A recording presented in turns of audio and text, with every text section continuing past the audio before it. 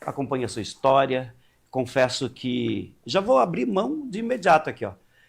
Eu nunca escondo de ninguém meus votos, né? No ano passado, votei lá para o Ratinho Júnior, votei para o Sérgio Moro para senador. Eu acho que me arrependi, mas fazer o quê, né? Foi o que eu votei para os meus deputados também, não escondo, né? E se por acaso concretizar a sua candidatura a senador, pode contar com o meu voto. Obrigado, meu voto e da minha família, porque eu conheço a sua luta, eu conheço a sua história e é de pessoas do jeito que o senhor é que eu quero que comande o Brasil. Apesar que, rapaz do céu, tá difícil aqui até a gente acreditar nessas situações, né? Não queria polemizar, porque eu estava falando aqui que a gente vai dar moral para esse caboclo, mas tem que falar que eu queria que o senhor, inclusive, quando ele apresentou a candidatura, o senhor conseguiu a impugnação da candidatura dele, do Renato Freitas, só que, infelizmente, está muito estranha essa nossa justiça, viu? Muito. Tá muito estranha. A gente tem que falar sobre isso. Eu vou colocar esse vídeo aí do caboclo lá que provocou. Vamos fazer um teatrinho para a gente ganhar umas likes, uns votos? E daí aconteceu o que todo mundo já sabe. Coloca no ar para a gente comentar aqui, produção, por gentileza.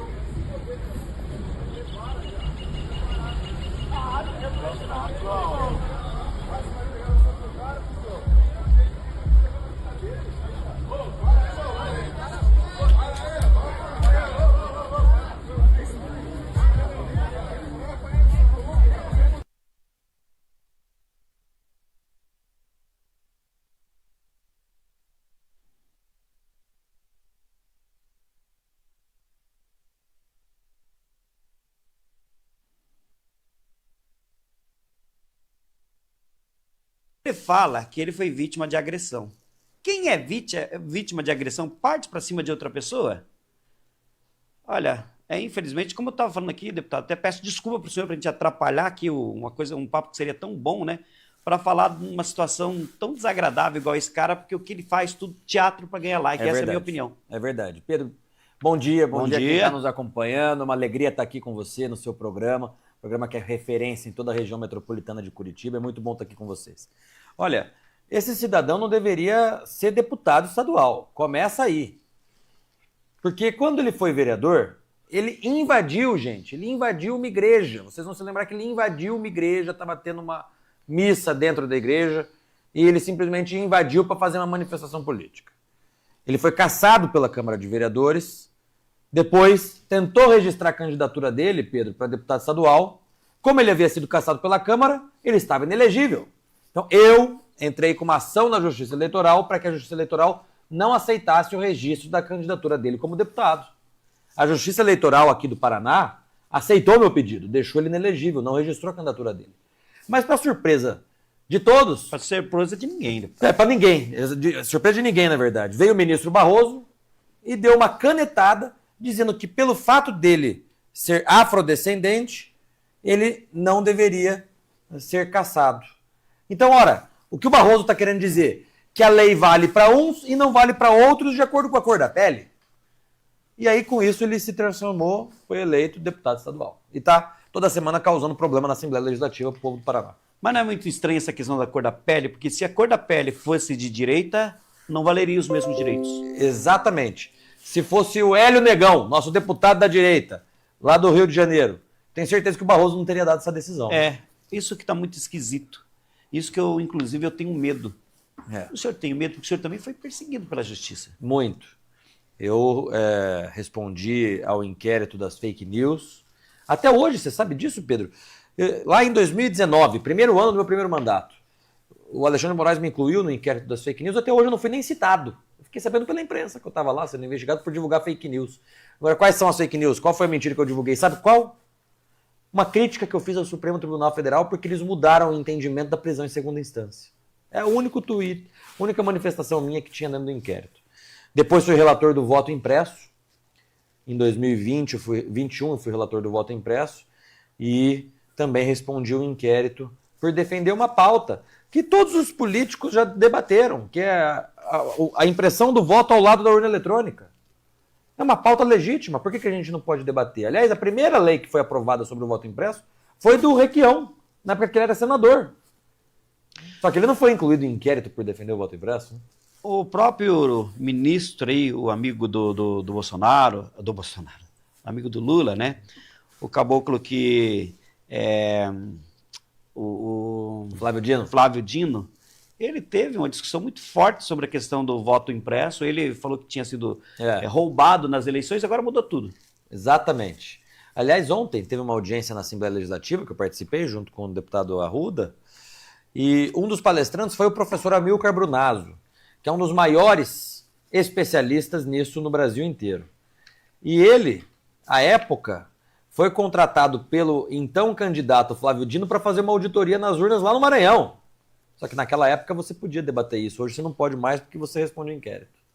O deputado, eu preciso até fazer um esclarecimento assim, em relação ao meu conhecimento, né, em relação às urnas eletrônicas, que a gente vai acompanhar aqui quando tem abertura, fechamento de urna, faz as testagens, tudo certinho. Naquele momento ali, eu percebo que é perfeito. Não tem absolutamente nada de errado naquele momento ali. Só que eu não confio na sequência. Por exemplo, vai transferir votos, alguma coisa nesse sentido. Por que não aprovar o voto impresso? Para fazer uma simples conferência. Por que não? Claro. Afinal de contas, se você não tem nada de errado, por que não fazer? É verdade. Mas teve muita desinformação quando eu fui o relator do voto impresso. Os ministros do TSE, especialmente o ministro Barroso, dizia: o eleitor vai poder sair com o comprovante de voto. Claro que não. O eleitor não pode sair com o comprovante de voto. O eleitor digitaria na urna eletrônica os seus votos. Isso seria impresso por uma impressora. O eleitor não teria contato físico com aquela cédula que estava impressa pela impressora, só contato visual para conferir se o voto digitado na urna eletrônica era o mesmo do voto impresso. Se fosse o mesmo, ele apertaria o confirma mais uma vez e essa cédula cairia numa chamada urna indevassável, para fins de contagem posterior. E isso gerou uma confusão danada, nunca vi um negócio desse. Todos os países do mundo hoje, democráticos, já não usam apenas o voto eletrônico, a urna eletrônica. A Argentina, Paraguai, até a Venezuela. A fraude na Venezuela pode ser constatada justamente porque teve a impressão do voto ao lado da urna eletrônica. Exatamente. E para a gente fechar nesse tema, ontem o senhor participou na Assembleia, né, sobre uma discussão sobre esse tema aí do voto impresso, né, auditável. Participei, foi uma audiência muito produtiva, proposta pelo deputado Ricardo Arruda. Esse é um tema que eu fui o relator, então assim, eu entendo do assunto e gosto de debater sobre ele. Mas é um tema que virou um tabu, Pedro. A gente não pode mais falar sobre isso porque corre riscos judiciais.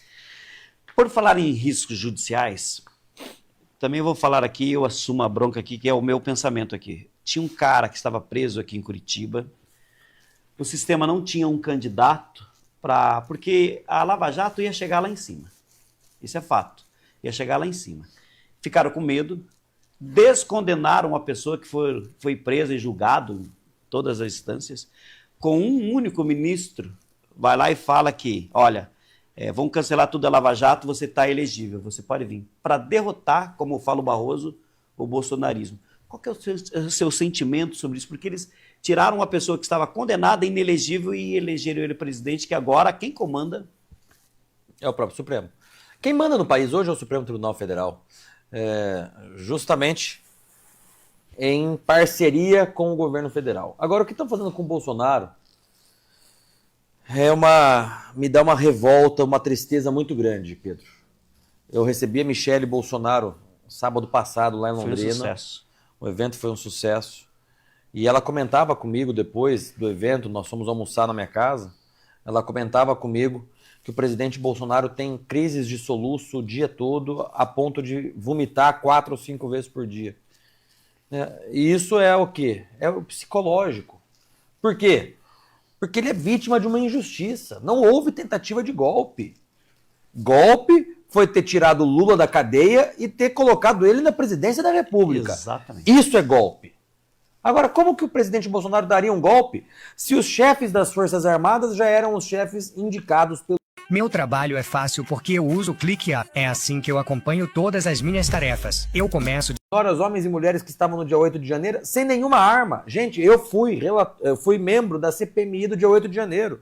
Sabe quantas armas foram apreendidas do dia 8 para o dia 9 de janeiro? Eu imagino que zero. Zero. Não teve nenhuma arma. O máximo que pegaram no dia 8 e 9 de janeiro foram 2 ou 3 canivetes, de pessoas que estavam portando canivetes. Então, como que esse povo ia dar um golpe? O senhor tem o levantamento de quantas Bíblias foram apreendidas nesse dia? Eu não tenho, mas eu acho que seria um número infinitamente maior do que o número de canivetes que 3 pessoas estavam portando. Ô, deputado, eu queria falar com o senhor que um pouquinho eu discordo, que é o Bolsonaro que está sofrendo, porque tem muita gente no país que está sofrendo com isso aí. É verdade. Tem gente que entrou em depressão porque a lei, a gente sabe que se a lei fosse que nem no VAR para revisar, tá ali na Constituição tudo certinho, seria de um formato. Mas eles estão inventando as próprias leis agora. Então tem muita gente, trabalhador, pai de famílias, empresário, pessoal eu fui até o Amazonas com a Combinha, do Mato Grosso, Rondônia, Amazonas, não tem um lugar que fala que os caras votaram no Caboclo que tá aí. E aí, você vê, os caras colocam o Lula lá e Exatamente. não tem explicação. Tem muita gente que está sofrendo mesmo, Pedro, você tem razão. Muita gente. O Bolsonaro, claro. Tem muita parte de gente aí honesta, trabalhadoras que... Eu conheço algumas pessoas que tiveram seus parentes presos, vidas destruídas por conta do 8 de janeiro. Senhores de idade, empresário de Londrina, Pedro, que ele recebeu um pedido de vaquinha, um pedido de doação para ajudar um ônibus aí para Brasília. Ele ajudou. Ele mesmo não estava lá no dia 8, mas ele ajudou financeiramente, teve todo o seu patrimônio bloqueado. Como se ele tivesse planejado aquilo que aconteceria no dia 8. Então, olha, é triste a situação. É por isso que a gente precisa aprovar a anistia o quanto antes. E aqui eu quero fazer um apelo a todos os deputados federais do Paraná, os 30 deputados federais do Paraná.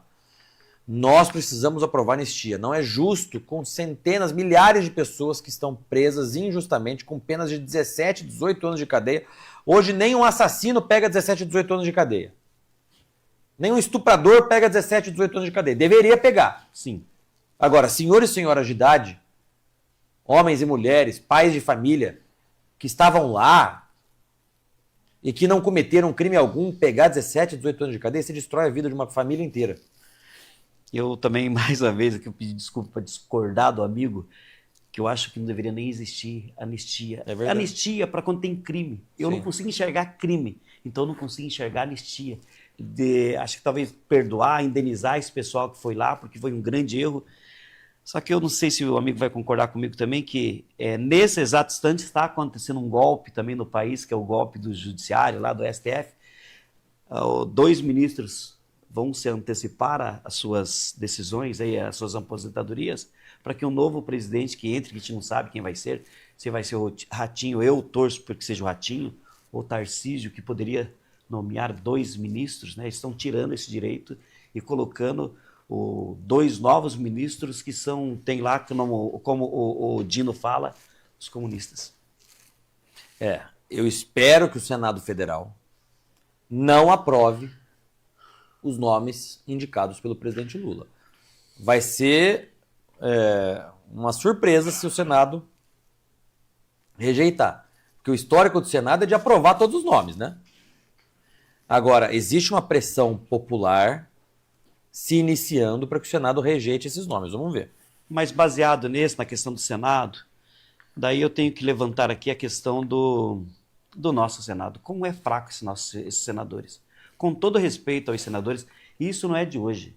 Nós tínhamos lá 3 senadores no passado, o Requião, Álvaro Dias, e se não me engano, estava a Gleice, eles não discutiam nossos estados. Não falava nada sobre o nosso estado. E hoje nós temos aí 3 senadores também que são, para mim, uma decepção. O Sérgio Moro, os jogos de interesse dele, não sei o que acontece, não sei se ele tem medo também, mas falar do Ouro Visto e falar do Flávio Arnes, para mim, que decepção. A mesma coisa que não ter senador lá em Brasília. Nós precisamos urgente renovar esse nosso Senado com pessoas que sejam comprometidas, principalmente com o nosso Estado. Eu, nesse momento, eu vim na terça-feira lá do Rio Bonito do Iguaçu, Sim. onde que o governo do estado faz um trabalho fantástico. É verdade. Não vi. Vai lá, de repente, alguém lá para lacrar, fazer alguma coisinha, mas cadê o Ouro Visto? Cadê o... Não vão, eles não têm interesse nisso aí. Precisamos urgente mudar os nossos senadores lá em Brasília. Qual que é a opinião do senhor sobre isso? Até, não quero colocar você em fria, que de repente você é amigo do Requião, amigo dos caras lá, fique à vontade aí. Não, o que eu tenho visto e ouvido, Pedro, é que qual é a função do senador? O senador tem que representar o Estado.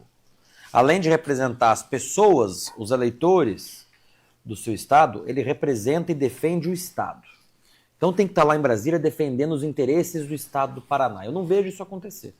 Os prefeitos do Estado do Paraná, quando vão a Brasília, todos eles reclamam que não conseguem sequer tirar uma mísera foto com os nossos senadores. Isso mesmo, verdade. Não conseguem conversar, não conseguem levar as demandas. Olha, eu sou prefeito, estou precisando construir um posto de saúde, estou com um problema no meu município, preciso ir no Ministério da Infraestrutura para resolver esse problema.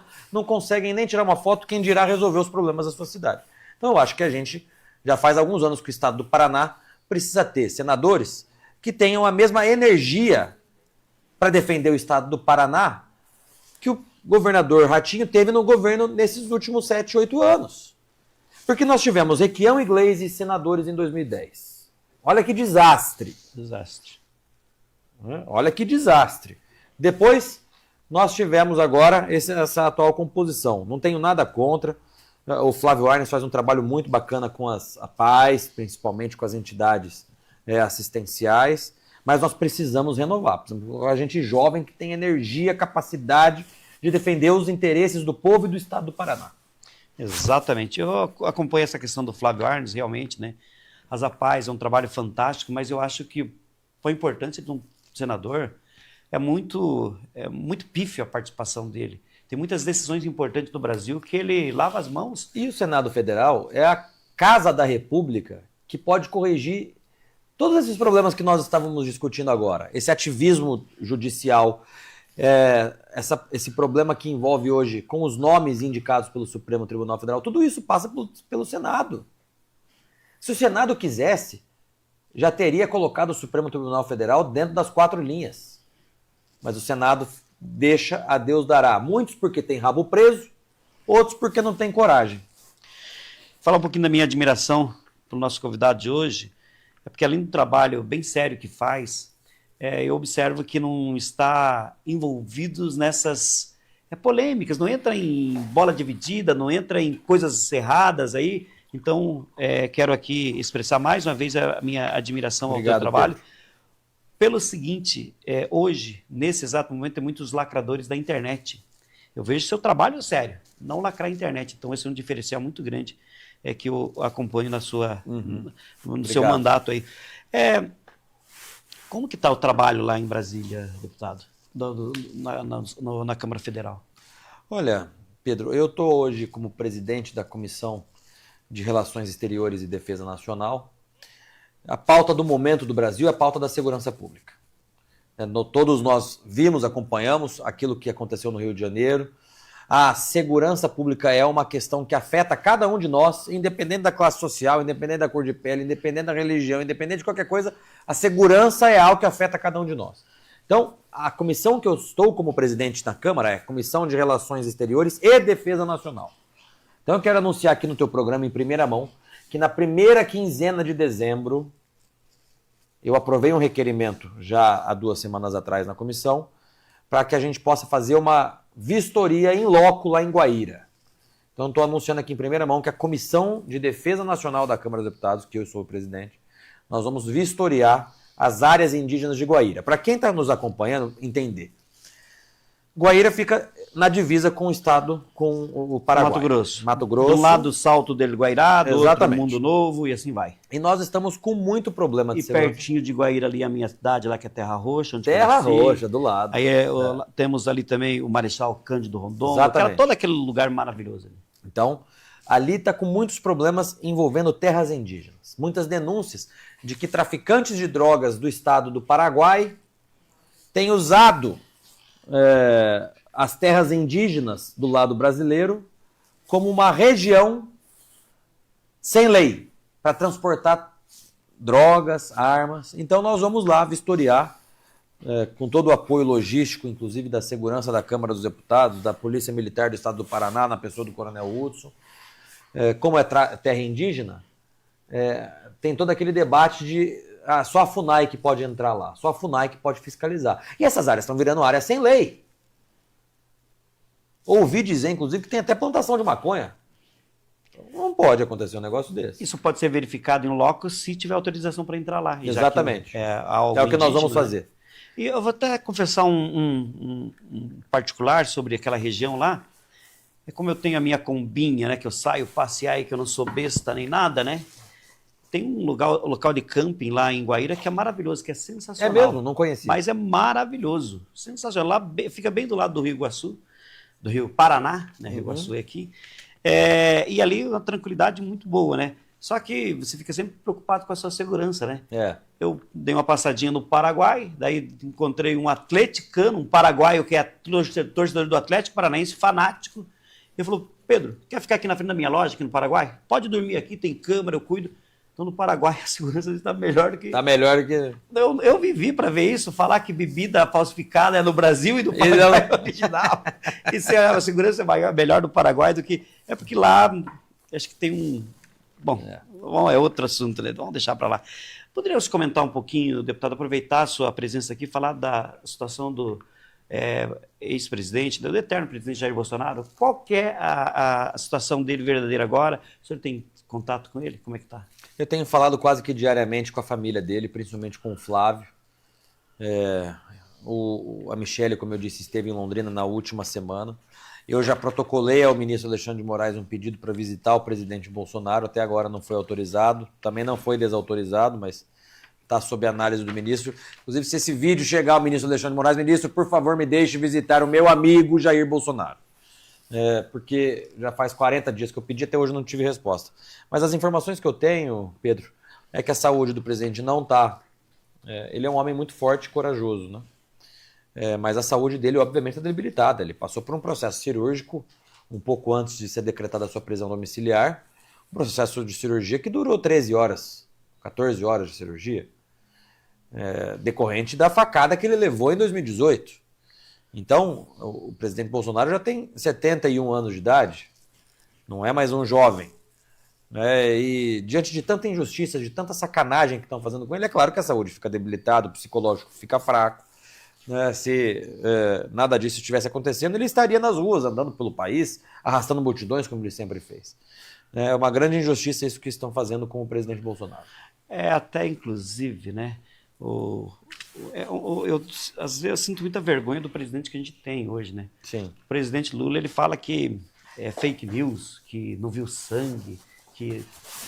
E tá muito estranho aquele caso do Adélio, né? Por que tem sigilo gigantesco em cima desse cara? Vocês sabem dizer? A gente tem indícios, né? Ele era filiado ao PSOL, advogados caríssimos de facções criminosas. Assim que o Adélio foi preso, foram correndo de avião particular lá para Minas Gerais para defender ele. Só aí eu acho que já nos mostra quem está por trás da tentativa de assassinato do presidente Bolsonaro. Se os advogados caríssimos foram de jato particular lá para defender o Adélio, esses mesmos advogados são advogados de facções criminosas, tá aí a resposta. Meu Deus, o Luiz Antônio da Silva, não é isso não.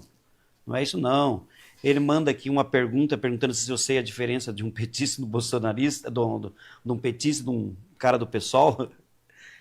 Vou falar que você está mandando aqui, o Alexandre Moraes, é culpa do cara que está participando aqui. Ele falou assim, ó, dá grama pro petista.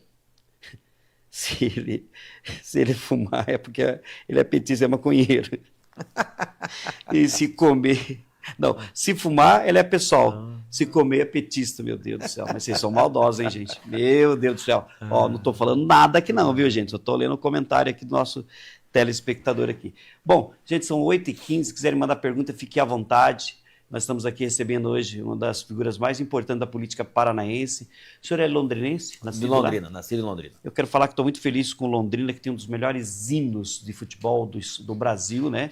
E o Londrina está de volta à Série B, lugar que nunca deveria ser sair, aliás, tem que vir para a Série A, o Londrina, né, que muito nos orgulha. É verdade. O pessoal de Londrina torce muito para o time de São Paulo, né? Muito, Pedro. É um fenômeno impressionante isso. Acho que o fenômeno é porque o rádio, né, era muito forte. É. E o pessoal acompanhava muito Osmar Santos, Fiore Gigliotti, né, com os grandes clássicos de São Paulo. Daí o pessoal de Londrina do Nosso Norte ficou apaixonado pelo... É verdade. Não tem muitos torcedores aqui dos times do Paraná, não, né? É verdade. E eu acho também que existe um aspecto de logística.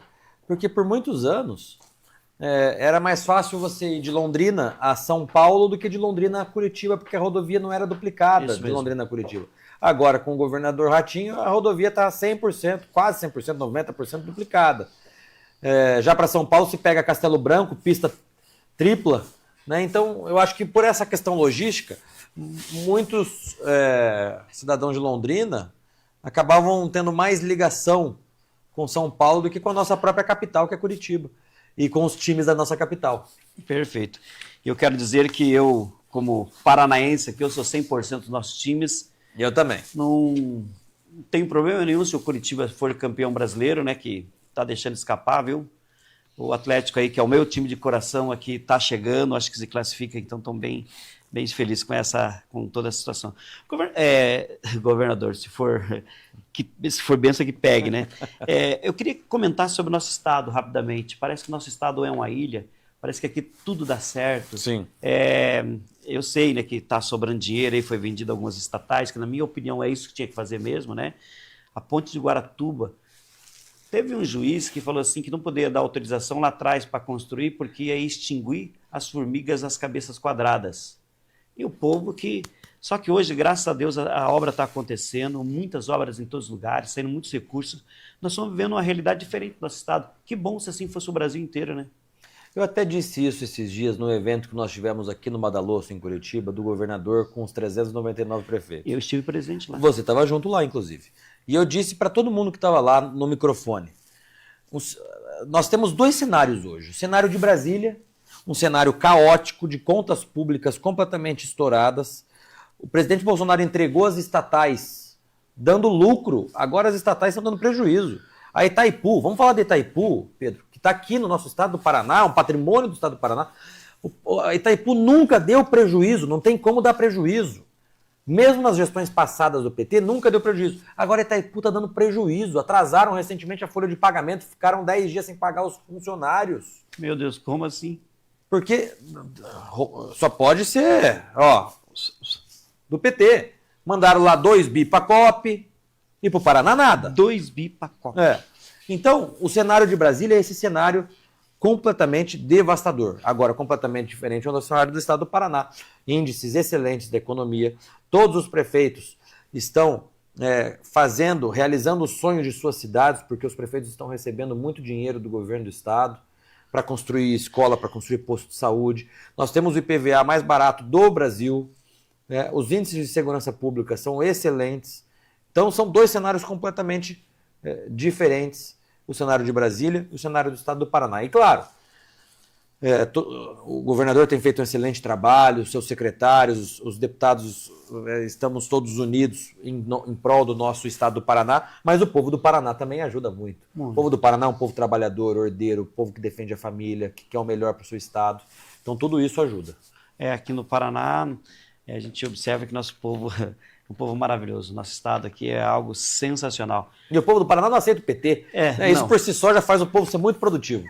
Inclusive o prefeito lá de Rio Bonito do Iguaçu, ele que foi prefeito por 6 vezes. Exatamente. Foi prefeito uma vez de Laranjeira do Sul e 5 vezes prefeito de Rio Bonito do Iguaçu.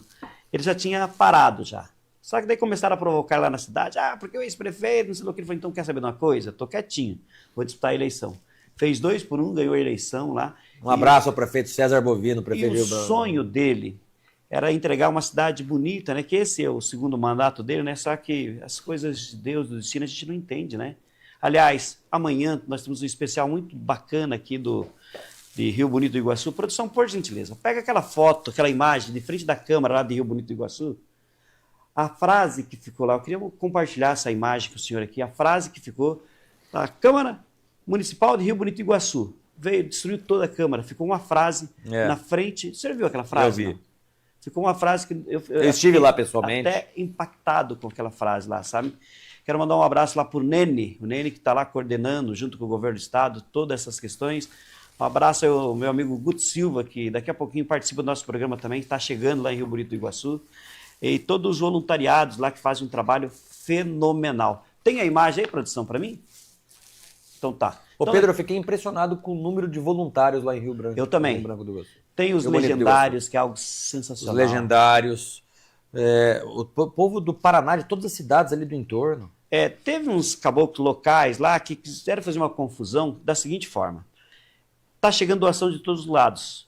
Só que para tudo isso aí tem que ter uma organização. E a prefeitura, junto com o governo do estado, pegou lá um QG, tudo organizado. O que acontece? O cidadão chega lá e fala, viu, eu estou precisando de telha, preciso de madeira, alguma coisa nesse sentido. O pessoal do legendário vem, arruma, coloca na caminhonete, vai até o cidadão, dá baixa no que está saindo, faz um cadastro certinho, mas tem um pessoalzinho lá que quer fazer tudo uma anarquia. Não concordo com esse tipo de coisa, não. Isso ao Tem que ter uma organização, né? Ontem tem um pessoal de Francisco Beltrão também, que está ajudando os voluntários lá com a refeição. Eles fizeram um sanduíche de umas carnes assadas lá, que eu vou te contar. Tava gostoso? Mas maravilhoso. A marmita que eu comi lá tá uma delícia. Sensacional. Compartilhar uma história contigo também, que vai ao ar amanhã aqui no Café com Bala, fazer um Café com Bala especial. O seu João é morador de rua. Moradores de rua, não é que o cara não tem casa, não tem, às vezes é psicológico, ele quer ficar na rua. E ele, morador de rua lá de Rio Bonito do Iguaçu, segundo ele, Deus tocou no coração dele para ele ir naquele momento para a casa de um parente dele, lá no interior lá de Rio Bonito do Iguaçu. E ele foi. E aí ele sobreviveu para contar essa história, porque ele na rua, imagina, foram 7 segundos. Aquilo destruindo tudo, levar tudo, com certeza ele ia morrer. Mas, coloca no ar aí pra gente ver então, produção.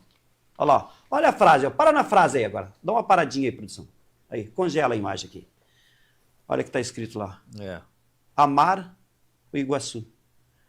Será que foi um recado, deputado? Eu estive lá pessoalmente e vi essa cena. Eu confesso para você, para quem está nos acompanhando, Pedro, eu fiquei impressionado, porque aquilo que eu vi em Rio Bonito do Iguaçu foi cena de filme. Eu nunca tinha visto isso. De ficção científica, né? Dos twists, olha, as coisas lá assim. É impressionante aquilo que aconteceu. Eu consegui alguns empresários para fazer doações. Quem puder ajudar, tem o Pix do município, que eu não sei de cor, mas procure nas minhas redes sociais. Pix do município. Pix do município. Isso mesmo. Doe para o município de Rio Bonito do Iguaçu. Eles vão precisar, já estão precisando. O governo do estado está ajudando demais. O furacão passou lá, foi na sexta-feira.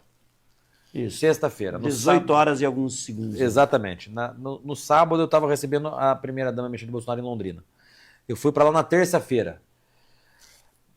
De sexta para sábado, todos os postes haviam caído por conta do furacão. Na terça, Pedro, quando eu cheguei, 90% dos postes já tinham sido colocados de novo pela Copel. A luz já estava sendo restabelecida. O governo do estado fez um mutirão lá para começar a voltar o mais rápido possível esses serviços essenciais. Mas ainda tem muito comércio, muitas casas, tem pessoas que perderam tudo. Eu conversei com um cidadão que tinha uma lojinha de ração de cachorro, um pet shop, né? E herdou a loja, a estrutura física do avô, que ele depois passou para o pai, depois passou para ele, Pedro, que acabou a loja inteira, não tem mais nada, não tem mais estoque. O supermercado da cidade, mesma coisa, então... Como é que eu vou chamar porta-malas da frente? Sei lá, guarda-malas dianteiro, um compartimento bem grande. Mas eu estou vendo um trabalho muito bacana do governo do estado. Coloca as imagens de drone aí da aérea lá de Rio Bonito do Iguaçu, por gentileza, produção. Um trabalho do governo do estado fenomenal. Eu nunca vi algo igual. Só que uma coisa, conversando com os moradores mesmo. Ó. Não ia mostrar, que senão eu vou mostrar, apanhar. Ia só mostrar aqui assim, ó. Que o que está acontecendo lá. Eu andei toda a cidade, a pé, conversando com os moradores. Aí está. Tem um meio ali, o centrão, que vai aparecer. A nossa produção vai congelar a imagem quando chegar lá no meio. É o ginásio? Tem o ginásio e a escola. Isso ali, aquele vazio lá. Pode parar aí que a gente comenta por aqui, produção. No meio aí era a escola, né? Ali era a escola. 5 horas da tarde de sexta-feira, foram para suas residências 400 alunos. Sim. Se eles ficassem ali mais um pouquinho, iam morrer. Lá na parte superior do branco ali é o ginásio de esportes. O ginásio de esportes teria uma competição lá, a Copa Rio. Teria a Copa Rio, que é uma disputa bem legal lá em relação às quartas de finais do município, e estaria ali 2.000 pessoas, 2.000 alunos, 2.000 atletas torcendo. E Deus foi... O jogo seria às 7 horas da noite. Sim. Deus foi tão maravilhoso aí que protegeu, né, evitou que tudo isso pudesse acontecer. E eu vou pedir para daqui a pouquinho a minha produção colocar, só para as pessoas, né, entender direito o que aconteceu lá, que os jogos, como que acontecia lá dentro do ginásio, tem fácil ali, produção? Os jogos lá dentro do ginásio lotado. Lotado. E eu fico impactado porque nós temos aqui a questão do nosso Indião do Iguaçu, que é o Fazenda Futsal, que disputa a Série Prata do Campeonato Paranaense, e é isso mesmo. O ginásio, quando tem jogo, fica lotado, a cidade pequena, pega ali Cantagalo, que o pessoal são apaixonados pelo futsal também, tudo vai lá para o ginásio. Tem 2 vizinhos, olha lá, deputado. Esse é o ginásio. É o ginásio que foi totalmente destruído. Destruído, né? Ali, imagina só que pegasse ali. Mas o senhor fala muito de Deus. Eu queria que o senhor falasse um pouquinho da relação do senhor com Deus. Olha, eu sou cristão, acredito em Deus. Deus para mim é tudo, é a base de tudo, é da onde parte tudo da nossa vida, nossa família. Algumas pessoas até, eu estava num debate semana passada, porque a esquerda vive querendo tirar Deus da política, né? A esquerda usa o Estado laico como uma forma de agressão a nós cristãos. Que a Constituição fala, Pedro, lá, Estado laico. O Estado brasileiro é laico. Mas o que é o Estado laico? O Estado laico é o Estado não interferindo nas religiões. O Estado não pode dizer o que determinada igreja, o que determinada crença tem que ou não tem que fazer. Agora, nós que somos cristãos, a nossa moral, aquilo que nós acreditamos, os nossos valores, advém da nossa fé. Não é possível separar um cristão dentro da igreja e fora da igreja. Dentro da igreja acredita numa coisa e fora da igreja acredita em outra. Então, quando nós levamos para a política as nossas crenças, os nossos valores, isso é óbvio que advém da nossa fé, porque a fé, a moral, os costumes, isso para nós cristãos é tudo a mesma coisa. Partem do mesmo princípio. Né? Então, a esquerda vive querendo perseguir nós cristãos por conta disso, dizendo que o Estado laico, mas o Estado laico não é Estado ateu. O Estado laico é o Estado não pode interferir nas igrejas, nas religiões. Mas nós que somos cristãos, não só podemos, como temos o direito de entrar na política e defender os nossos pontos de vista. Por exemplo, eu sou contra o aborto. Eu sou contra o aborto por uma questão religiosa? Também. Sou contra o aborto por outras questões, inclusive médicas. Mas sou contra o aborto também por uma questão religiosa. E assim que a esquerda pretende e quer calar. Uma vez eu fui processado, Pedro, vou contar essa história porque ela é boa. Uma professora da Rede Pública Municipal de Londrina. Rede Pública Municipal de Londrina, nós estamos falando de crianças de 5 anos de idade. Então, ela pegou as crianças e levou as crianças sem autorização de seus pais para um culto, uma cerimônia de candomblé. Sem autorização dos pais. Meu Deus. Eu denunciei essa professora. Falei, isso é um absurdo. Você, pai e mãe, deixa o seu filho na escola, a professora pega o teu filho sem você saber e leva para um terreiro de candomblé. O que aconteceu? O Ministério Público me denunciou. O Ministério Público me processou por intolerância religiosa. Eu depois ganhei o processo, né? Mas demorou 5, 6 anos para eu ganhar esse processo. Mas eu falava na época, olha, não é intolerância religiosa contra quem defende o candomblé, quem quem pertence a essas religiões. Vamos pensar para o lado oposto. Se você é do candomblé, a professora da rede municipal pega o seu filho e leva para assistir um culto da Igreja Universal, esse pai não ia gostar. Exatamente. Então, a educação religiosa é uma atribuição dos pais e não da escola. Lá, né? Não da escola. Exatamente. Isso mesmo. Deputado, o senhor é do PL, do Partido Liberal? PL. Aí, eu não sei qual que é a tua agenda, mas o senhor está sendo intimado, né? Convocado para estar aqui em Agudos do Sul nesse final de semana, isso é hoje à noite mesmo, né? Pelo o prefeito que é do PL, que é o Genésio Ferreira da Luz. Genésio tá aí, produção? Coloca o Genésio falar com o deputado aqui. Daqui a pouquinho. Então, quando estiver pronto, me avisa aí. Tem a Expo Agudos, que está aqui bem bacana, né? Então, se o senhor puder estar presente lá também, né? Vai ser bem importante. Tá certo, produção? Mas é o mais curto aí, por gentileza. Quando estiver pronto, avisa para mim.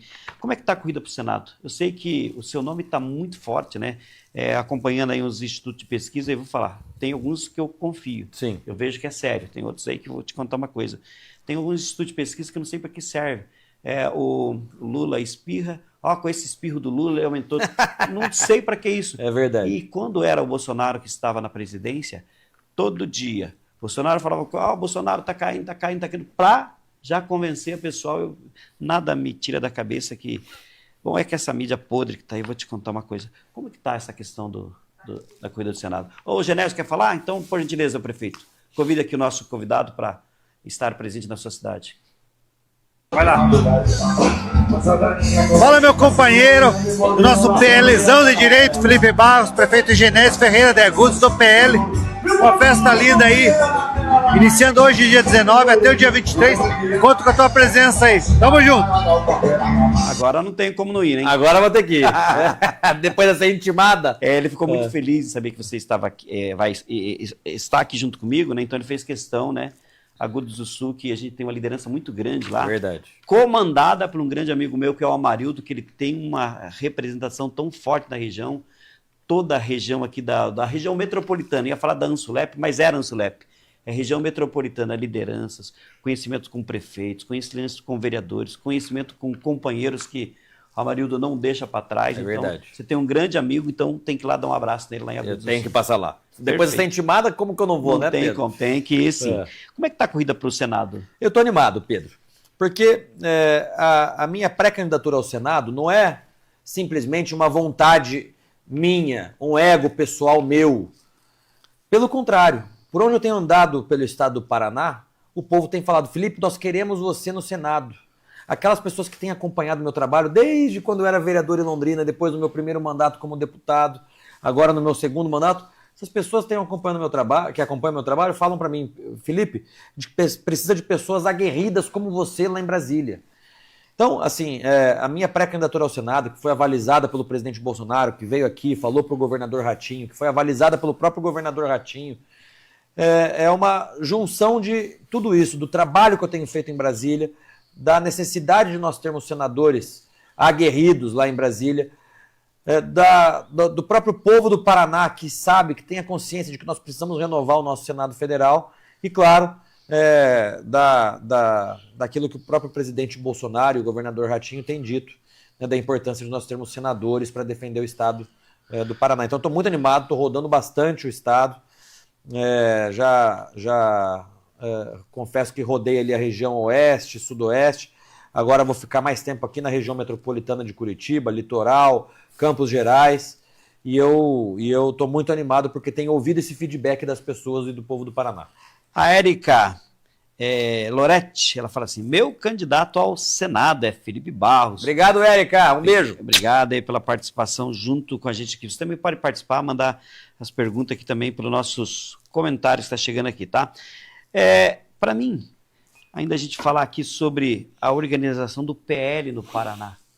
Como que está em relação... O partido já decidiu para que lado que vai com... É que também... Assim, nosso governador tem que decidir para que lado que vai, né? Que eu estou aguardando quem que ele vai falar, né? Quem que vai colocar a mão, né? Mas aqui no Paraná nós já decidimos.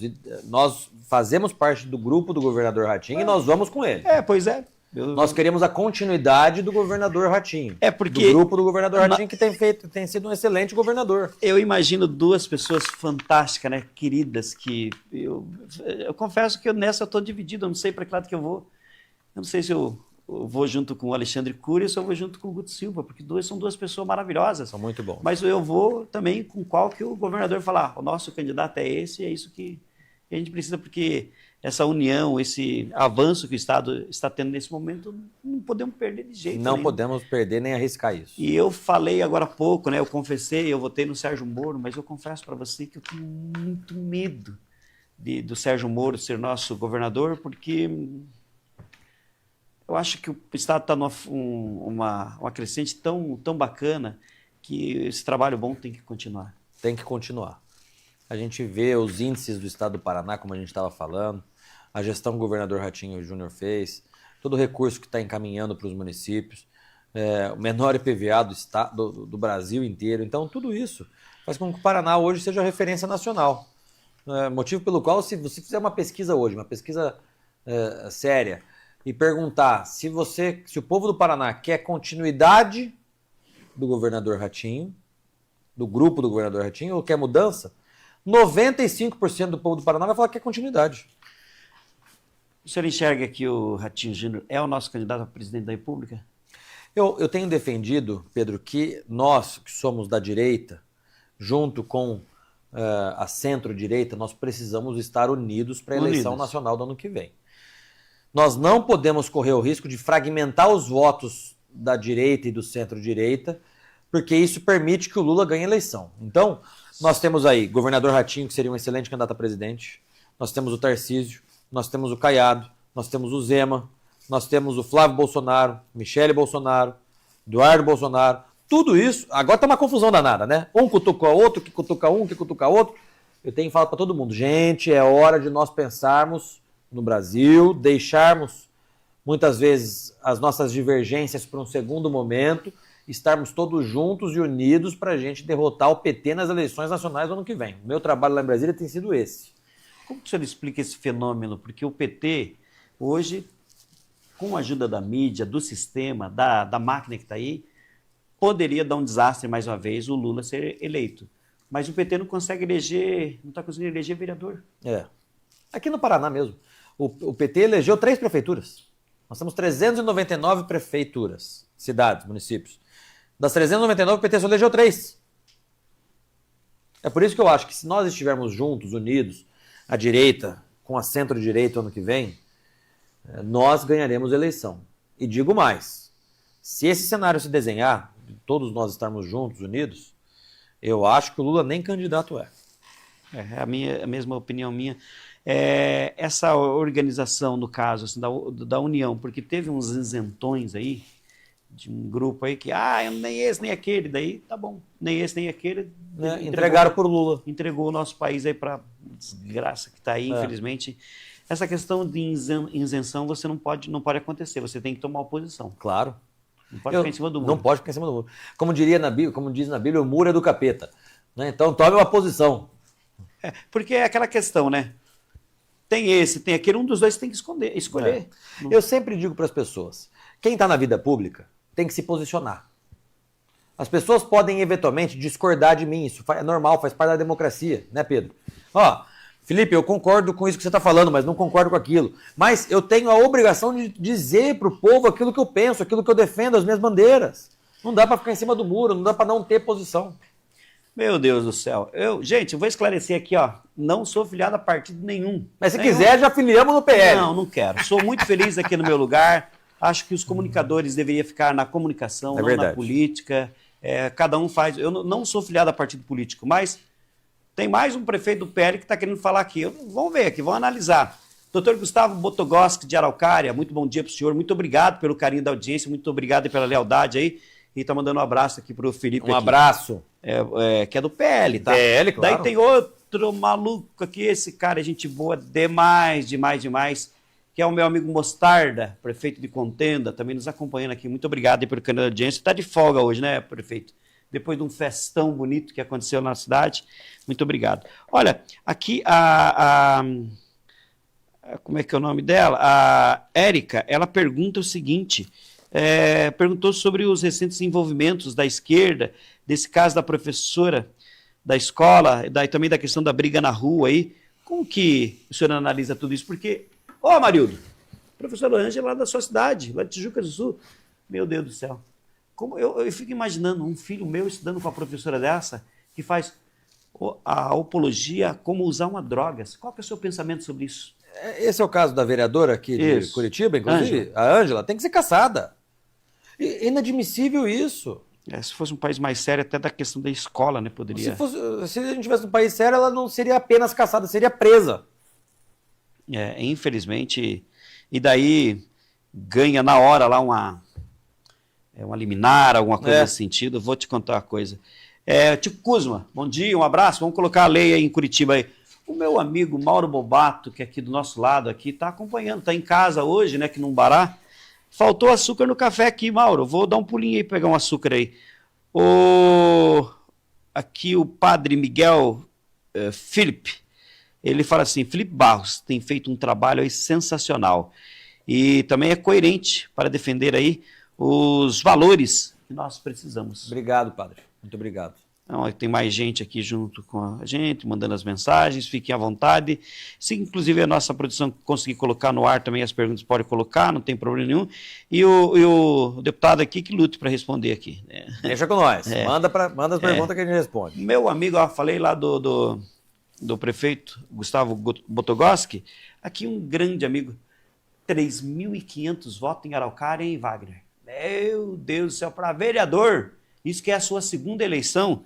Tá aqui, ó, meu amigo Wagner Scheffer, dando um bom dia. Bom dia, Wagner. O deputado aqui, se Deus quiser, futuro senador aqui, né? Isso... Se Deus quiser. É coisa que não pode forçar, né? Os amigos vêm aí e... Até hoje é triste pelo seguinte, né? Você fala, se um candidato dá uma entrevista no lugar, tá fazendo campanha, não tem nada de fazendo campanha aqui. O Pedrão tá declarando voto, sou eu aqui. E eu não sou nem filiado a partido político nenhum, então você tem que pelo menos me respeitar. Eu tô com quase 60, né, Marildo? Já tô quase chegando lá, tem que respeitar os velhão aqui, né?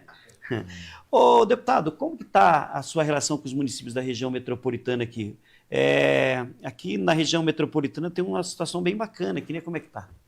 Olha, essa semana mesmo que eu estive aqui, nós falamos com o prefeito Helder Lazarotto de Colombo, presidente da associação, e nessas próximas semanas eu quero falar pessoalmente com cada um dos prefeitos aqui da região metropolitana. Nós já temos o PL no estado do Paraná, Pedro, pela boa parceria que nós temos com o governador Ratinho, né, o PL administra hoje 60 municípios como prefeitos, mais 60 municípios como vice-prefeitos, nós temos 600 vereadores, mas é preciso mais do que isso, porque um senador ele não vai apenas atender os prefeitos e vice-prefeitos do seu próprio partido, como a gente estava falando. O senador tem a obrigação de atender a todos os prefeitos, as lideranças políticas do estado do Paraná, defender os interesses políticos do nosso estado lá em Brasília. Então, a relação dos prefeitos com os senadores tem que ser linha direta. É isso que eu tenho buscado estabelecer com cada um dos prefeitos das cidades que eu tenho rodado. O Wagner ele pergunta qual que é a relação do senhor com a juventude, né? Tendo visto que ele é um jovem também, e tem muitas pessoas que, devido a tudo que está acontecendo, está querendo se ausentar da política. Eu, por a minha opção, né, a minha vida eu gosto da comunicação, não gosto da... Eu sou um dos maiores políticos, mas não estou na política, né? Você pode fazer isso também. Ele pergunta aqui o espaço para a juventude tem que se envolver com a política? Claro, eu fui o vereador mais jovem da história de Londrina. Apesar da minha lataria hoje não estar tão jovem, viu, Pedro? Eu tenho 34. Né? Para entrar no Senado tem que ter 35. 35 eu faço em maio do ano que vem. Então, eu acho que é a nova geração chegando na política. Né? Os políticos da década passada estão se aposentando, estão, enfim, voltando acabando, encerrando suas vidas políticas, e essa nova geração está vindo. Meu amigo Nicolas Ferreira, lá em Minas Gerais, meu amigo André Fernandes, lá de Fortaleza. Então, eu acho que é a substituição natural. O senhor gostaria de estar com o Nicolas lá no Senado, apesar que a idade dele não permite? Com certeza, o Nicolas é meu amigo. A idade dele ainda não permite, mas eu tenho certeza que ele ainda vai ser senador e presidente da República. Faz um trabalho sensacional. Muito né? bom.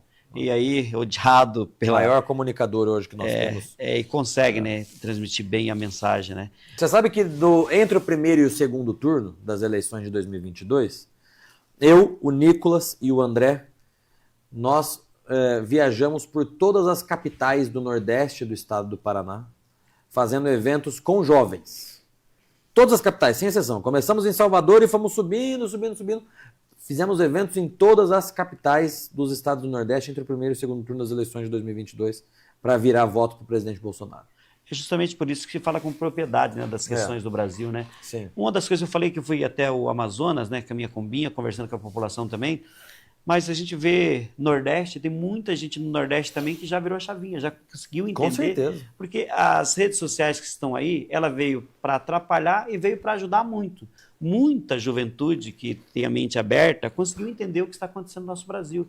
Isso é um ponto positivo, né? Muito positivo. É por isso que o governo PT quer censurar as redes sociais. Meu Deus. Toda hora eles querem censurar as redes sociais. Porque hoje, graças a um aparelho de telefone que todo mundo tem, a gente consegue saber o que está acontecendo em Brasília, o que está acontecendo com a classe política, o que estão fazendo, o que não estão fazendo, o que está acontecendo na sua cidade, no seu estado. Esse é o desespero do PT. Aqui falando do Nicolas, também chega a pergunta, né? Como, falando aí, como o senhor vê os ataques que o Nicolas sofre, principalmente aqueles que zombam da sexualidade dele, dizendo que ele é um enrustido? Olha, eu conheço a Lívia, a esposa do Nicolas. Já nasceu recentemente, inclusive, o seu segundo filha, aliás. Isso aí são ataques baixos e que, na verdade, Pedro, só fazem crescer o Nicolas. O Nicolas hoje não precisa nem se preocupar com essas críticas vazias. Chegando aí a terem até mesmo um comentário dizendo que ele vai concorrer aí, ocorrer aí com ele o mesmo que aconteceu com a... Como é que é o nome aqui, produção? Charlie Kirk. Charlie Kirk. Ativista americano morto a tiros. Isso é preocupante, hein? Muito preocupante. Muito. Bom, a esquerda que fala tanto de violência, etc., são os que mais propagam violência. Estimulam a violência. Porque, você veja só, a facada que o Bolsonaro levou foi de um ex-filiado do PSOL. A esquerda, ela ataca tanto os seus adversários políticos que estimula outras pessoas a cometerem ataques reais contra eles. Deputado, eu falei aqui acho que umas 3, 4 vezes sobre o Amazonas, que eu fui até lá, né? Que eu não falo que fui até Manaus, porque eu peguei a minha Kombi, ia fazer a 319, e chegando lá a 100 quilômetros dentro da 319, lá no distrito de Realidade, os mosquitos me atacaram, eu comecei a passar mal, voltei aqui para minha região. Mas o meu sonho era lá fazer toda a 319, né? Que é A 319, para quem não sabe, ela foi asfaltada, pavimentada lá no tempo dos militares, e daí no dia para o outro foram lá e tiraram todo o asfalto para favorecer os donos das balsas, né? Porque para chegar até Manaus, ali de Rondônia, você vai pela 319, que é a estrada de chão, ou vai de navio, de barco até o Manaus lá. E aí, dinheirinho para o dono das balsas, né?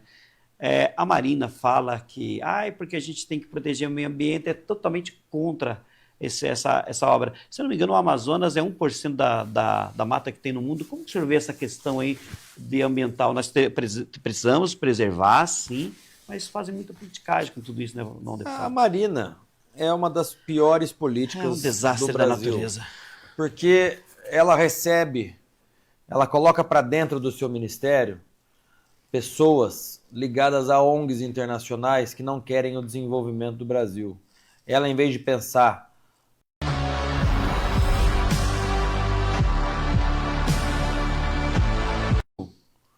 no desenvolvimento dessas regiões, a dona Marina Silva ela pensa em atender essas ONGs internacionais que não querem a solução dos problemas brasileiros. Ela foi lá, organizou a COP30 em Belém, por sua vez... Estou sendo gentil, né? Organizou. Belém é uma das cidades em que o saneamento básico tem menores índices. 70% da população não tem nem esgoto na casa. Quem que é uma das principais culpadas disso? É a dona Marina Silva. Então, Pedro, a Marina já deveria ter se aposentado há muito tempo. Aliás, o povo de São Paulo que elegeu ela já deveria ter aposentado ela há muito tempo. Perfeito, muito bom. Bom, para a gente finalizar aqui a nossa participação aqui, como que o senhor enxerga aí as nossas próximas eleições? Ele consegue enxergar ainda? O Bolsonaro está fora da... Porque reuniões com embaixadores dentro do Planalto, meu Deus do céu, isso é motivo para deixar inelegível? Como que o senhor enxerga? Eu estou nesse momento, vou falar aqui do meu pensamento, eu acredito que o Ratinho deva ser um teu colega, né, que nós temos 2 senadores, eu acho que ele também é candidato a senador, eu acho. O Tarcísio deverá ser o nosso candidato a presidente da República. Como que o senhor enxerga esse cenário? Pedro, a eleição do ano que vem é uma eleição em que a gente vai decidir o rumo do nosso país. Em que sentido você está falando isso, Felipe? O Brasil não aguenta mais 4 anos de PT na presidência da República. É por isso que eu tenho dito para todo mundo que nós precisamos estar unidos, todos nós, de direita, de centro-direita, de centro, que não aguentamos, que não queremos mais o PT, nós precisamos estar unidos, em primeiro lugar, para derrotar o PT nas urnas na eleição do ano que vem. Mas mais do que isso, nós precisamos de maioria no Senado Federal, todos sabem os motivos pelos quais nós precisamos de maioria no Senado.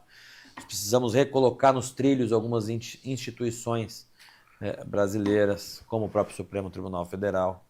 Então nós precisamos de maioria no Senado Federal. Nós precisamos ter na Câmara dos Deputados um número maior de deputados que se auto-intitulam, que sejam efetivamente de direita. Que se auto-intitulam tem um monte, mas eu quero ver na prática. Uma coisa é falar que é de direita, eu quero ver a realidade, o voto, a postura dos deputados. Então, a eleição do ano que vem é uma eleição fundamental. O estado do Paraná, Pedro, está bem encaminhado. Aqui nós queremos a continuidade, é isso que eu tenho ouvido do povo. A gente não quer correr risco de mudanças e mudanças prejudiciais para o estado. Mas eu tenho certeza e convicção que até março do ano que vem, todo o cenário nacional, o cenário estadual, tudo isso já vai estar muito bem desenhado para a eleição do ano que vem. Perfeito. Produção, chegando pergunta aí, mais alguma coisa? Podemos liberar aqui o deputado? Então vamos lá, no Zap aqui. Vamos lá, cadê? Márcio Barros, meu amigo Márcio Barros. Será que é meu parente? Eterno vereador de Curitiba. Aí, ó. Jornalista. O homem que estava fazendo matéria lá, o cachorro chegou lá achando que ele era um poste. Oh, meu Deus do céu. O Amarildo vai falar com a gente aqui também? Como é que é? Tem um...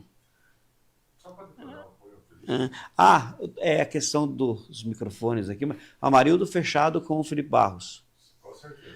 Falar nisso... Obrigado, Amarildo. Eu tenho um grande amigo também, que Deus me deu a honra de conhecer, que é na época, empresário, né, Amarildo? O Geraldo Mendes. Um abraço ao nosso Geraldão. Gente fina, que faz um trabalho sensacional, tem ajudado muito aí os municípios, né? Ele que o primo dele é prefeito lá de Laranjeira do Sul. Gente então, boníssimo, excelente deputado. É um cara que a gente se orgulha de ter amizade com ele. Então, fechado aí com todo mundo aí. Foi uma honra te receber aqui. Muito obrigado meu irmão. mesmo. Muito obrigado. Sempre que estiver passando por aqui, a gente tem muita alegria de estar junto contigo aí. Muito obrigado por tudo. Quer falar, Marido? Fica à vontade aí. Maridão. Obrigado, Felipe. Obrigado, meu irmão. A região metropolitana me conhece. Baita pessoa. Futuro senador do Paraná. Tamo junto. Pode contar comigo, Tamo Felipe. junto. Obrigado. Valeu, Amarildo. Obrigado, hein? Gente, vem aí o Adilson Arantes, que está batendo na nossa porta com Bom Dia Evangelizar. Às 10 tem o padre Reginaldo Manzotti, com Experiência de Deus. Eu volto amanhã, às 7h30 da madrugada, o especial aí com Rio Bonito e Iguaçu. Você vai se emocionar. Nós baseamos lá em 3 aspectos, lá em Rio Bonito e Iguaçu. Não fomos lá para lacrar. Nós fomos lá falar de milagres. Imagine só, vocês estão me vendo agora. Aquele desastre que deu nos Estados Unidos, das Torres Gêmeas, morreram 3 mil pessoas. 2 prédios, 4 aviões. Em Rio Bonito do Iguaçu, toda a cidade foi devastada. Não que eu fico feliz com isso, mas morreram 7 pessoas. E daí, tudo milagres. Nós temos vários depoimentos de milagres, de pessoas que foram salvas aí por verdadeiro milagres. Alguma Bíblia próxima, na prefeitura de Rio Bonito do Iguaçu, a prefeitura ela foi toda destruída. Aonde que tinha um santuário, dentro da prefeitura, aquela sala não foi afetada. A igreja da cidade lá tinha mais de 300 pessoas no momento que estava acontecendo uma crisma. 300 pessoas dentro da igreja. A imagem que fica, se eu não me engano, é o São Benedito, alguma coisa nesse sentido, estava lá na frente, uma imagem de plástico, não foi mexida nessa imagem. Você vai ver essa história amanhã. E você vai ver a história de um casal que eles convidaram mãe, pai, irmão, sogro, sogra, para se reunirem e divulgarem que eles estavam grávidos. No momento da divulgação do vídeo, 7 segundos, veio o tornado, o menino pediu a Deus, pediu proteção divina, Nossa Senhora Aparecida, se correu no banheiro e nenhum deles ficaram feridos. No peito desse rapaz, do Emerson, ficou um sinal de uma cruz. Algo, você acredita ou não acredita? A fé é de cada um, mas é o programa de amanhã que está mais do que especial. Nós saímos da cidade, conversamos com o prefeito, andamos lá no seu carro, o prefeito bem maluco lá, gente boa pra caramba. Chegou no lugar lá, Felipe, os caras, um terreno de invasão, né? E os caras construindo. O prefeito abriu a janelinha e falou assim, meu amigo, não faça isso, você sabe que você vai me prejudicar. Nós vamos construir a sua casa. Estou te dando a minha palavra, já conseguimos, eu vou construir a casa para você. Se você construir, a gente tem que vir aqui fazer a medição da rua, vai atrás. Não mexa, não mexa. Ah, mas eu tenho 2 casas, eu vou construir uma atrás da outra. Então, eu vou fazer o seguinte, eu vou construir, o governo do estado vai construir a sua na frente, e lá atrás, depois você faz o que você quiser, mas espera. Então, o prefeito, sensacional. Daí, nós andando no meio do caminho, o prefeito abandonou a gente lá, foi cuidar da vida dele, e nós fomos de a pé, conversamos com todos os moradores. O programa de amanhã, a partir das 7h30 da manhã, está imperdível. Fiquem todos com Deus. E até logo mais, se Deus assim nos permitir. Tchau, gente.